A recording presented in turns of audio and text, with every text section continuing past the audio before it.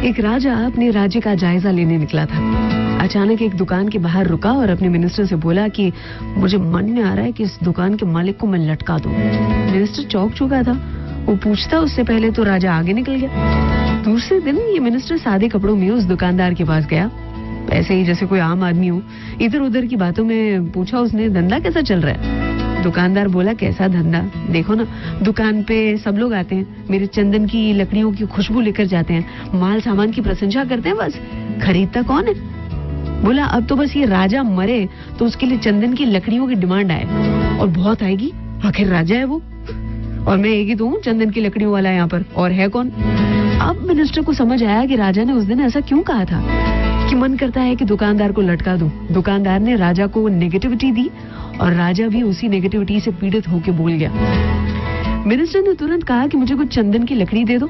दुकानदार खुश हो गया, अरे वाह, उन लकड़ियों को सुंदर लपेट के दिया। मिनिस्टर ने सीधा जाके राजा के पास उन लकड़ियों को रखा, कहा कि महाराज आपके लिए भेंट है, चंदन की लकड़ियों वाला जो दुकानदार है उसने भेजी है। चंदन की खुशबू और उनके सुनहरे रंग को देखकर राजा बहुत खुश हुआ। अपनी ओर से उस दुकानदार के नाम कुछ सोना मोहरें भेज दी। राजा को बहुत दुख हो रहा था कि उसने दुकानदार के बारे में ऐसा कहा था। दुकानदार को दुख हुआ कि उसने राजा के मरने की दुआ की थी। उस दिन से राजा के गुणगान गाना शुरू कर दिया था, अर्थात what you give to the world is what you get back. किसी ने एक स्वामी जी से पूछा था कि ये कर्मा क्या है? हमारे शब्द, हमारे काम, हमारी भावनाएं। स्वामी जी ने जवाब दिया था, your thoughts are your karma. आज के दिन में हर विचार की जांच करेंगे, नेगेटिव थॉट आते ही ना उसको वहीं के वहीं कुचल देंगे।